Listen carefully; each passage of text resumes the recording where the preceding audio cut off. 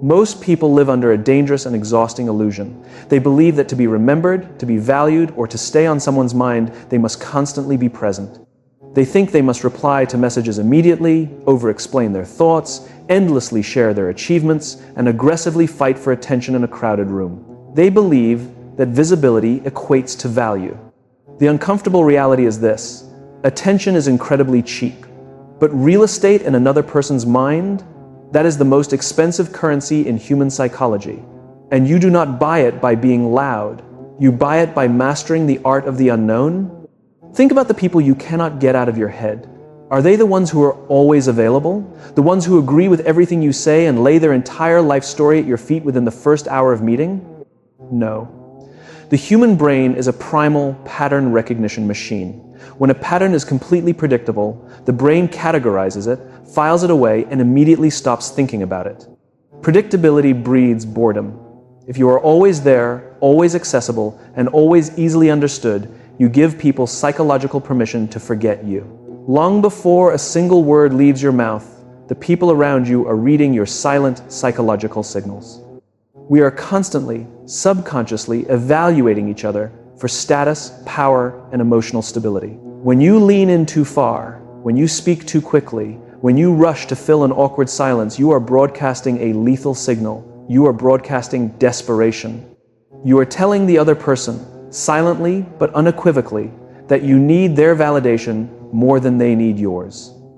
People do not respect what they can easily conquer, and they certainly do not obsess over it.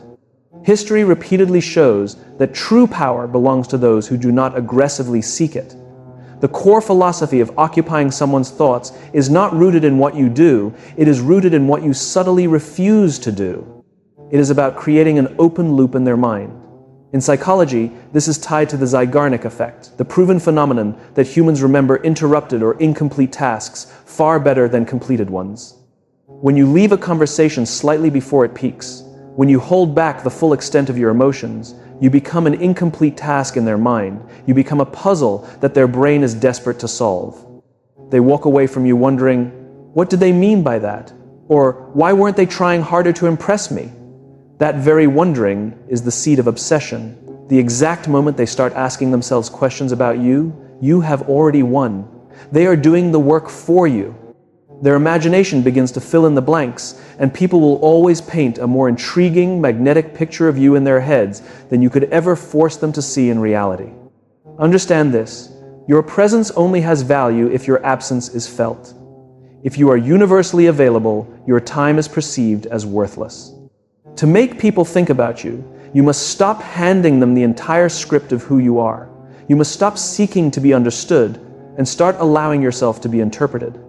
You must shift from being an open book to a locked door, leaving just enough space under the frame for the light to shine through. The masters of human psychology knew that to command the thoughts of others, you must first have absolute command over your own anxious urge to be seen. Let us examine the unspoken mechanics of daily conversation. When most people speak, they are not simply exchanging information, they are begging for validation. Watch them closely in any social setting. They make a point, and then they just keep talking. They over-explain, justify, and frantically dilute their own words, terrified of being misunderstood, disliked, or perceived as inadequate. The uncomfortable reality is that over-explaining is an immediate, unconscious submission of power. Every extra word you offer in defense of your thoughts is a subtle apology for your existence. Validation is a drug, and when you show others that you are addicted to it, you hand them absolute control over your self-esteem. When you over-communicate, you strip yourself of depth. You become flat, accessible, and entirely common. The Stoic understands a brutal, undeniable truth. To be known completely is to be discarded easily. Now, compare that to the master of restraint. The one who speaks carefully, delivers their message with precision, and then stops. They allow the silence to hang heavy in the air. Most people are deeply, almost painfully, uncomfortable with silence. They view it as a terrifying void that must be filled, usually with nervous chatter or accidental confessions. But to the analytical mind, silence is not empty, it is heavily armed. When you embrace silence, you force the other person to lean in, to invest their own energy into the interaction, and to prematurely reveal their own cards. Human beings are inherently narcissistic. They love nothing more than to talk about themselves. Use this hardwired flaw to your absolute advantage. When you discipline yourself to speak less, two crucial things happen. First, you cultivate an impenetrable aura of mystery. People cannot attack, categorize, or dismiss what they do not understand. By holding your tongue, you become a blank canvas upon which others project their own desires, insecurities, and fascinations. Second, and more importantly, you gather invaluable information. The less you speak, the more they will. And as they talk to fill the silence you created, they will unconsciously hand you the blueprint to their psychology. They will reveal their true motives, their hidden fears, and the exact levers required to influence them later. Think of your words as a finite, precious commodity. If a currency is printed recklessly, its value plummets to zero. The exact same law of economics applies to your speech. When you rarely speak, when you refuse to engage in trivial gossip or desperate bids for collective attention, the words you do choose to speak carry immense, undeniable weight. People lean forward. They listen closely. They analyze your brief statements long after the interaction has ended, dissecting them in the middle of the night for hidden meanings. To make someone obsessively think about you, you must relentlessly discipline yourself to never give them the whole story. Give them a fraction, give them a shadow, leave them hungry for the rest. When you walk away from an interaction having spoken only 20% of the time, they will walk away feeling deeply understood by you, yet suddenly realizing they know absolutely nothing about you. That stark asymmetry of information creates a massive psychological imbalance. It forces their mind to work overtime trying to figure you out. In the game of human chess, restraint is the ultimate display of self-control, and the one who speaks the least always controls the most. Let us move from the unsaid words to the unspoken rules of engagement. Society tells you that to have boundaries, you must clearly announce them. You are taught to sit down, communicate your feelings, and explain to others exactly how you expect to be treated. This is a fundamental misunderstanding of human nature. The uncomfortable reality is this: a boundary that must be loudly declared is a boundary that does not truly exist. Words are weak. People do not respect what you say, they respect what you enforce. History repeatedly shows that human beings are opportunistic by nature. They are constantly probing, testing the fences to see where the electric current is live and where it is dead. They do not test you with grand betrayals right away. They test you gradually. It begins with a micro-transgression, a slightly disrespectful, backhanded compliment, arriving 20 minutes late without a genuine apology, a pattern of flaking on plans at the last minute. These are not accidents. They are subconscious reconnaissance missions. The people around you are gathering data on your self-worth, calibrating exactly how much disrespect you are willing to swallow. When most people encounter these tests, they fail disastrously. They react with intense emotion. They complain, they argue, they demand respect.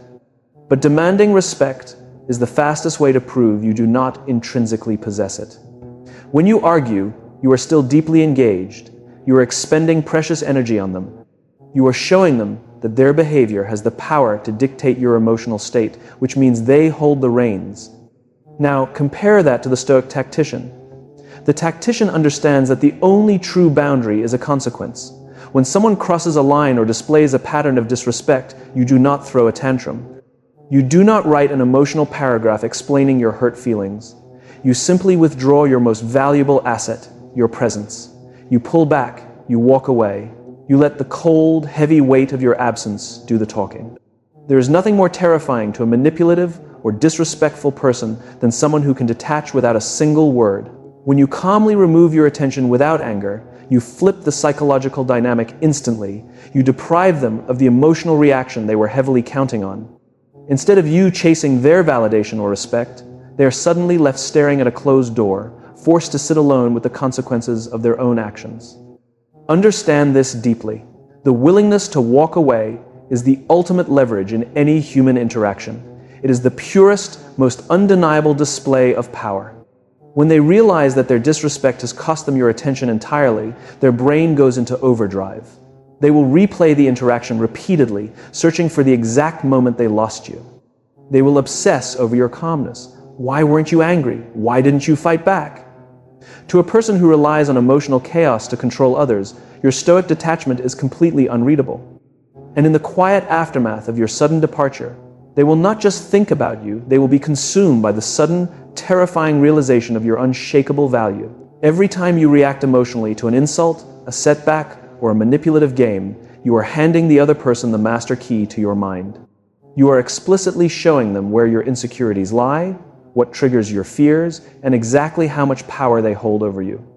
The uncomfortable reality is that most people are emotionally incontinent. They leak their feelings at the slightest provocation, wearing their anxieties and immediate frustrations on their sleeves. This does not make them authentic. It makes them profoundly vulnerable. If someone knows what makes you angry, they own you. You become a puppet, completely predictable and incredibly easy to steer. Now, compare that to the master of emotional restraint. Picture the exact moment a colleague throws a veiled insult, a friend attempts a subtle power play, or an adversary puts you under intense pressure. The natural, hardwired human instinct is to immediately defend yourself, to attack back, or to visibly retreat. But instead of doing what 99% of the population would do, you do something entirely unnatural. You pause. You hold your physical ground. You offer no defensive posture, no immediate rebuttal, and no micro-expressions of anger. You simply look at them with a calm, unbothered stillness. The psychology behind this deliberate pause is devastating to the aggressor. An insult or a pressurized demand is a psychological transaction. They are throwing a frantic energy at you, expecting you to catch it, absorb it, and throw it back. When you refuse to participate, when you simply let their emotional chaos drop dead at your feet, the transaction fails completely. The silence that follows is deafening, and it acts as a brutal psychological mirror. Without your frantic reaction to mask their behavior, they are left entirely exposed, forced to sit in the awkwardness of their own sudden foolishness. History repeatedly shows that unpredictability is the ultimate psychological weapon. When you do not react in the predictable, frantic manner they expected, you short-circuit their brain. They cannot map your behavior to any known pattern. They cannot predict your next move. You immediately transform from an easy target into a dangerous unknown. Because the human brain is biologically designed to constantly monitor anomalies and potential threats, you forcibly hijack their attention. You become the anomaly they cannot figure out. To become impossible to manipulate, you must detach your internal state from external circumstances. Emotional mastery is not about feeling nothing. It is about refusing to let others see what you feel. It is about placing a massive, impenetrable wall between the stimulus and your response. When you master this, you project an aura of absolute invulnerability. People will endlessly wonder what you are thinking. They will go to sleep replaying your calm, unbreakable demeanor. They will ask themselves if you possess some hidden leverage, some secret knowledge that makes you so completely unshakable. When you deprive people of the emotional reaction they are desperately seeking, you leave them starving, and a starving mind will obsess over the very thing it cannot consume. By remaining stoic in the face of chaos, you ensure that long after the interaction is over, you are the only thing they are thinking about. In the grand calculus of human behavior, value is irrevocably tied to scarcity. It is a fundamental law of economics, and it is an absolute law of psychology. We do not obsess over what is abundant. We take the air we breathe for granted, yet entire empires have gone to war over gold. The uncomfortable reality is that this exact same principle applies directly to your time, your energy, and your physical presence. If you are constantly available, perpetually eager to please, and constantly visible, you instantly commoditize yourself. You become cheap. You become an endless resource that can be tapped into at anyone's fleeting convenience, and therefore you become completely forgettable. Now, compare that to the individual who treats their time as a heavily guarded fortress. They do not answer messages within seconds of receiving them. They do not enthusiastically attend every social gathering just to be seen. They do not linger in conversations long after the actual value has been exchanged. They understand the profound psychological weight of limiting their availability. When you restrict access to yourself, you immediately inflate your perceived value. People instinctively begin to view your time and attention as a privilege rather than a basic right. By simply not being there, you force their brains to work. You force them to wonder where you are, what you are doing, and why they are suddenly cut off from your orbit. Your calculated absence becomes a massive, unavoidable presence in their mind. But scarcity without actual substance is merely an empty trick. To truly anchor yourself in the thoughts of others, your scarcity must be backed by a fortress of unyielding consistency. You cannot be stoically detached one day and emotionally frantic the next. You cannot set a boundary with silence, only to eagerly chase their validation an hour later. History repeatedly shows that human beings naturally submit to unwavering consistency. When your actions are consistently disciplined, when you continually choose to speak less, remain emotionally bulletproof under pressure, and enforce your boundaries through cold detachment, you build something far more powerful than a fleeting impression. You build an undeniable, intimidating reputation. Your reputation is the psychological shadow you cast on the world. It enters the room long before you physically do, and it lingers in the air long after you leave. When you cultivate a reputation as someone who is deeply rooted in their own purpose, someone who cannot be emotionally manipulated and whose presence must be meticulously earned, you stop competing for attention entirely. You transcend the petty, exhausting games of social climbing. You become a psychological monolith. The people around you will begin to filter their own behavior through the lens of your potential judgment. They will wonder if they have said too much. They will second-guess their own minor acts of disrespect. They will tirelessly analyze your briefest interactions in the dead of night, hoping to extract just a sliver of your approval. The ultimate mastery of making people think about you is realizing that you do not have to aggressively fight for space in their minds. You simply stop giving away your power. You stop being a predictable, easily consumed commodity. Retain your mystery. Protect your emotional core. Let your absence speak far louder than any words you could ever utter.